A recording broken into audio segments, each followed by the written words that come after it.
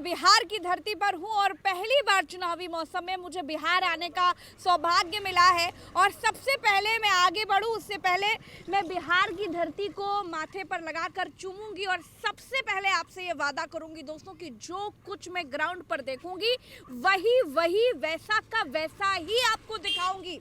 बिहार में जो कुछ हो रहा है सच्ची बिना फिल्टर के आपको बताऊंगी।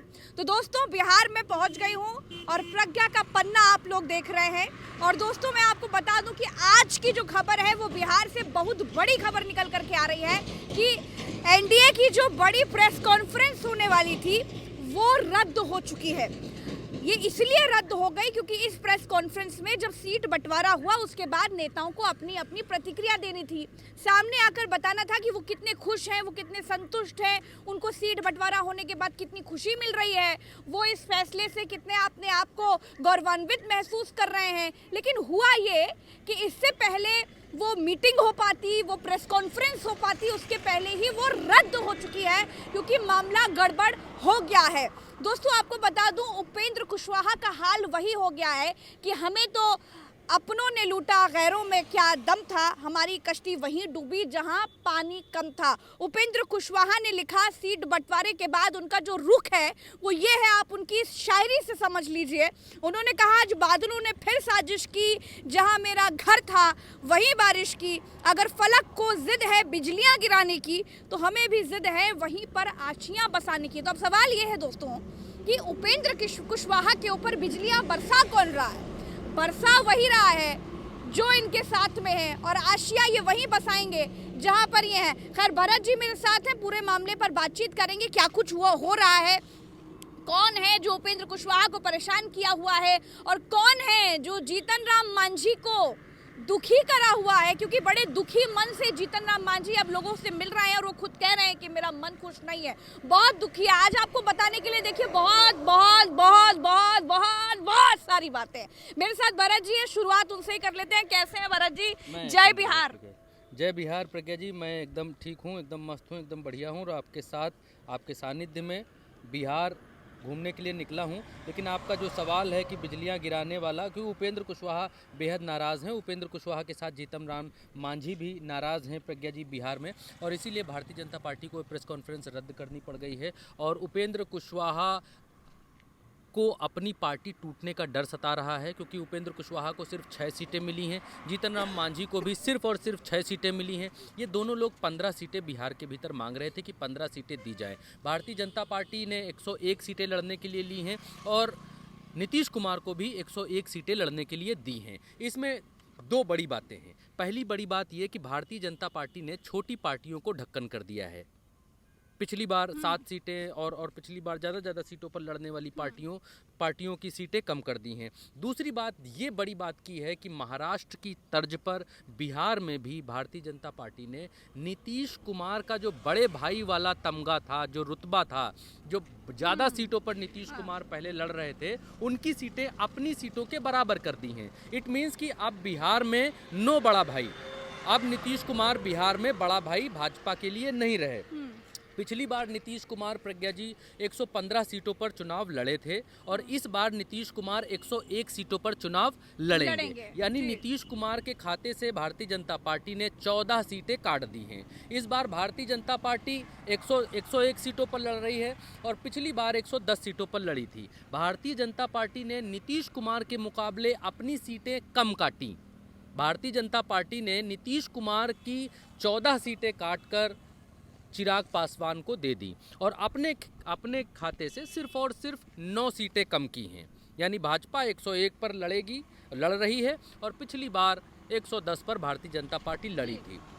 तो एक चीज़ बिल्कुल क्लियर कट है कि नीतीश कुमार के पर भारतीय जनता पार्टी ने अभी से कतर दिए हैं और ये क्लियर कट संदेश दे दिया है कि चुनाव के बाद परिणाम अगर एनडीए के पक्ष में आता है तो नीतीश कुमार हमेशा की तरह मुख्यमंत्री बनने की दावेदारी की रेस में नहीं है। ये मैसेजिंग राजनीति में बहुत बड़ा काम करती है और भारतीय जनता पार्टी ने वो काम अभी से करके दिखा दिया है। दूसरी बात ये कि छोटी छोटी पार्टियों को बड़ी पार्टियां हमेशा ख़त्म करना चाहती हैं, चाहे वो कांग्रेस हो चाहे वो भारतीय जनता पार्टी हो, 1 to 1 मुकाबला रखना चाहती हैं। और इसीलिए जीतन राम मांझी, जिनको पिछली बार 7 सीटें दी गई थी, वो जीतन राम मांझी को इस बार सिर्फ और सिर्फ 6 सीटें दी गई हैं। उपेंद्र कुशवाहा जो 15 सीटें मांग रहे थे, उनको सिर्फ और सिर्फ 15 सीटें दी गई हैं। उपेंद्र कुशवाहा ने तो यहाँ तक कह दिया प्रज्ञा जी कि आज मेरे समर्थकों के घरों में खाना नहीं बना है, क्योंकि मुझे सिर्फ और सिर्फ 6 सीटें दी गई हैं। मैं अपने समर्थकों से आंख कैसे मिला पाऊंगा। मैं पढ़कर आपको प्रज्ञा जी बता देता हूँ, इसको पकड़िएगा जरा, मैं आपके लिए वो निकाल कर लाया था। जस्ट सेकेंड प्रज्ञा जी, मैं आपको बताता हूँ। उपेंद्र कुशवाहा ने इस बात को कहा कि आप सभी से क्षमा चाहता हूं। उधर दिखाइएगा, ये देखिए उपेंद्र कुशवाहा, ये वर्ड एनडीए के भीतर के इनके अपने दल के नेताओं के पार्टियों के हैं प्रज्ञा जी, ये छोटी बात नहीं है। उपेंद्र कुशवाहा कह रहे हैं आप सभी से क्षमा चाहता हूं। आप सभी मतलब जो कार्यकर्ता वर्ग है, उनके पार्टी के कर्तव्यनिष्ठ कार्यकर्ता है, उनसे क्षमा मांग रहे हैं। हाँ, उनसे क्षमा मांग रहे हैं। कह रहे हैं आपके मन के अनुकूल सीटों की संख्या नहीं हो पाई, यानी आप जितना चाहते थे नहीं मिल पाया। मैं समझ रहा हूँ इस निर्णय से अपनी पार्टी के उम्मीदवार होने की इच्छा रखने वाले साथियों सहित हजारों लाखों लोगों का मन दुखी होगा। आज कई घरों में खाना नहीं बना होगा प्रज्ञा जी, बहुत बड़ी बात यहाँ पर लिख रहे हैं। परंतु आप सभी मेरी एवं पार्टी की विवशता और सीमा को बखूबी समझ रहे होंगे। उपेंद्र कुशवाहा कह रहे हैं वो विवश हैं, मजबूर हैं 6 सीटें लेने के लिए। भारतीय जनता पार्टी के कितने दबाव में हैं ये लोग, ये बात दिखलाती है। अब ये कहते हैं किसी भी निर्णय के पीछे कुछ परिस्थितियां ऐसी होती हैं जो बाहर से दिखती हैं, मगर कुछ ऐसी भी होती हैं जो बाहर से नहीं दिखती हैं। हम जानते हैं कि अंदर की परिस्थितियों से अनभिज्ञता के कारण आपके मन में मेरे प्रति गुस्सा भी होगा, जो स्वाभाविक है। आपसे विनम्र आग्रह है कि आप गुस्से को शांत होने दीजिए, फिर आप स्वयं महसूस करेंगे कि फैसला कितना उचित है। ये उपेंद्र कुशवाहा कह रहे हैं कि अपना अपना गुस्सा शांत करिए। यानी कि उपेंद्र कुशवाहा की पार्टी में सीट बंटवारे के बाद सब कुछ ठीक नहीं है प्रज्ञा जी, बिल्कुल ठीक नहीं है। लोग बगावत के मूड पर हैं और उपेंद्र कुशवाहा को ये डर भी है, और ये बात ठीक भी है कि 243 सीटें बिहार में हैं और 6 पर उपेंद्र कुशवाहा लड़ रहे हैं। बाकी इनकी पार्टी के लोग बाकी सारी सीटों पर क्या करेंगे? क्या भाजपा के पिछलग्गू बनेंगे? क्या किसी दूसरी पार्टी का झंडा उठाकर चलेंगे? अगर उनको दूसरी ही पार्टी का झंडा उठा करके चलना है तो फिर उपेंद्र कुशवाहा की पार्टी को क्यों ज्वाइन करना है? वाई, सवाल तो ये है। और उपेंद्र कुशवाहा इसी बात से डरे हुए हैं कि 6 सीटें मिलने के बाद उनकी पार्टी के भीतर के लोग, उनके कार्यकर्ता बड़ी संख्या में भागेंगे। अभी जब आप बिहार की धरती पर खड़ी हुई हैं प्रज्ञा जी, तब सीट बंटवारा फाइनल हुआ है। अभी ये खबरें आनी शुरू होंगी कि इस पार्टी के इतने लोगों ने चीज़ें छोड़ दी, इस पार्टी से उतने लोग चले गए, यहाँ दर्जनों लोगों ने एक साथ फलानी पार्टी ज्वाइन कर ली। अभी वो समय आने वाला है, इस आप ही के साथ खड़े होकर मैं बताऊंगा कि इतने सैकड़ों लोगों ने वहाँ ज्वाइन कर लिया, इधर ज्वाइन कर लिया, क्योंकि ये गुस्सा उबल रहा है बिहार की इस धरती पर। और यहाँ खड़े होकर हम इस बात को महसूस कर पा रहे हैं कि भारतीय जनता पार्टी के दबाव में यहाँ की छोटी पार्टियों का अस्तित्व खत्म होता जा रहा है।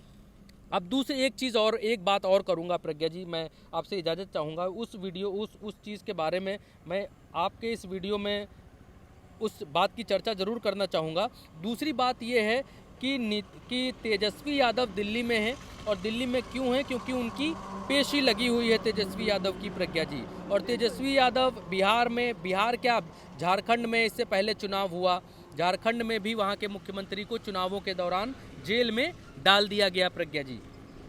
झारखंड के अलावा दिल्ली में चुनाव हुआ, वहाँ के मुख्यमंत्री को उठाकर जेल में डाल दिया गया।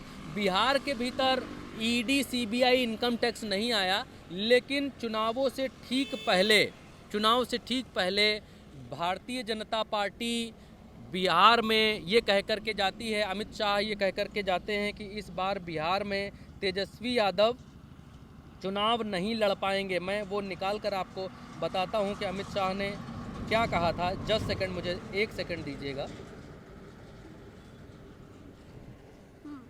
मैं अभी आपको सुनाता भी हूँ प्रज्ञा बिल्कुल, जी। जो बात तेजस्वी यादव ने कही, पहले मैं वो दर्शकों को बता देती हूँ। इस जगह पर देखिए, उन्होंने कहा, तेजस्वी यादव ने ये बात कही है कि जब तक दंगाई एवं संविधान विरोधी बीजेपी सत्ता में है और मेरी उम्र है, बीजेपी से लड़ते रहेंगे। तूफानों से लड़ने में मजा ही कुछ और है। हमने संघर्ष पथ चुना है, संघर्ष पथ पर चलते चलते अच्छे मुसाफिर बन निश्चित ही मंजिल प्राप्त करेंगे।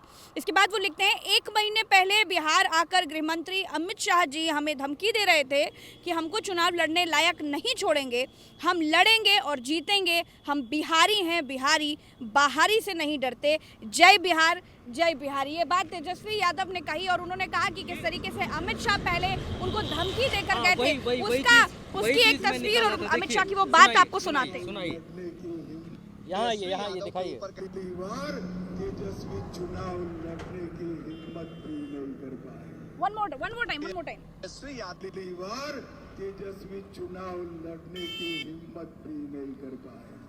यही बात तेजस्वी यादव कह रहे हैं। अब जेडीयू आरजेडी इस बात को कह रही है, प्रज्ञा जी इस बात को कह रही है। एक लक्ष्मण यादव जी का ट्वीट है, वो मैं पढ़ के बता देता हूँ, सुना देता हूँ प्रज्ञा जी। देखिए क्या कह रहे हैं लक्ष्मण यादव जी।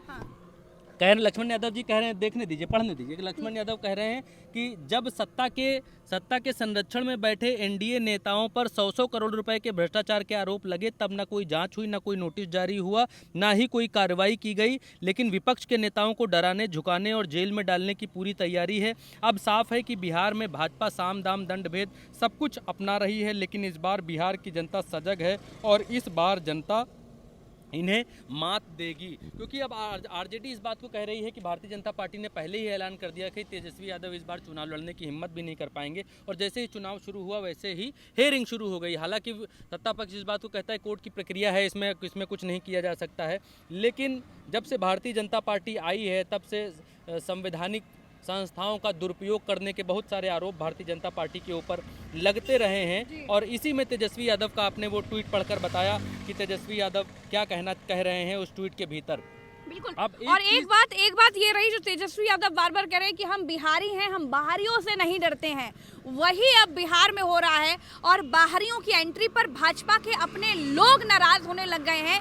मैथिली ठाकुर भाजपा से चुनाव लड़ने जा रही हैं। तमाम जगह पर वीडियो हमने देखा होगा जहां पर वो कह रही है कि अपने क्षेत्र में मेहनत करेंगे, बिहार को आगे बढ़ाएंगे। तो भरत जी, क्या मामला है जो भाजपा के लोग खुद भाजपा के इस फैसले से नाराज हैं?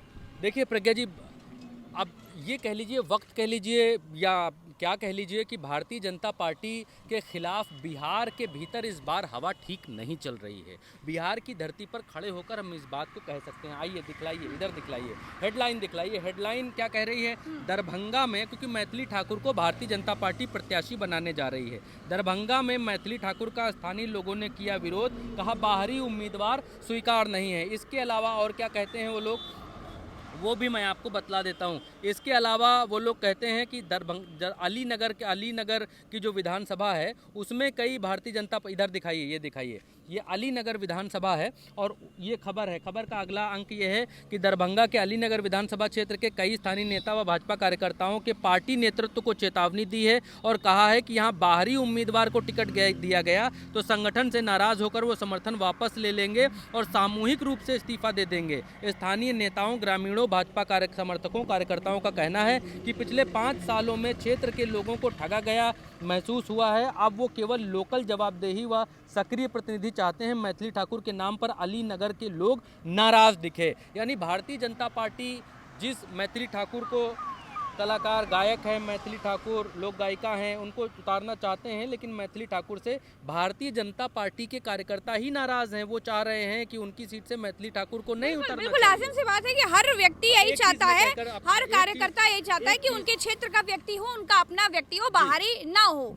बस एक चीज कहकर मैं अपनी वाणी को विराम दूंगा प्रज्ञा जी। जीतन राम मांझी बहुत दुखी हैं और जीतन राम मांझी बार बार कह रहे हैं, दिखाइए, हमें 6 सीटें मिली हैं, मन में दुख जरूर है, लेकिन हम एनडीए के निर्णय के खिलाफ नहीं है। दुखी हैं, मन में दुख है, लेकिन एनडीए के निर्णय के खिलाफ नहीं है। उपेंद्र कुशवाहा दुखी हैं, मन में रो रहे हैं, ट्वीट कर रहे हैं, कह रहे हैं हमारे समर्थकों के घर में खाना दाना नहीं बन रहा है, लेकिन आवाज उठाने की हिम्मत नहीं हो पा रही है। और दुख, जनता पार्टी भी इस बात से डरी हुई है, इसलिए एनडीए की जो ज्वाइंट पीसी थी वो कैंसिल हो गई है, वो पीसी टल गई है। और जीतन राम मांझी ने और क्या कहा है, एक सेकंड प्रज्ञा जी समय देंगी एक सेकंड का, तो मैं वो भी बताना चाहूँगा। जीतन राम मांझी ने कहा है हम लोग गरीब हैं, जो मिलता है उसी से खुश रहते हैं। मांझी ने कहा सीट शेयरिंग से दुखी। जीतन राम मांझी ने कहा कि अंग्रेजी में कहावत है I am satisfied with what I have, मैं चाहता था कि कम से कम 8 सीटें मिले जिससे पार्टी को मान्यता मिले, लेकिन ऐसा नहीं हुआ। हम गरीब लोग हैं, जो मिलता है उसी में खुश रहते हैं।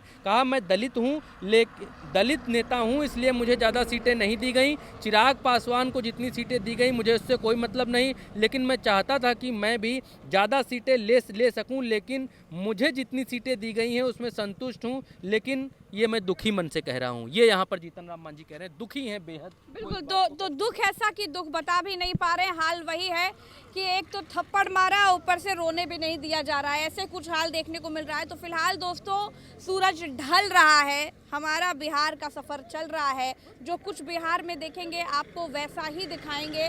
ग्राउंड रियलिटी क्या है, सच सच वैसे ही बताएंगे। चैनल को सब्सक्राइब कर लीजिए, कुर्सी की पेटी बांध लीजिए, क्योंकि मौसम बदलने वाला है और हम बिहार आने वाले हैं। नमस्कार, आइए मेरे साथ।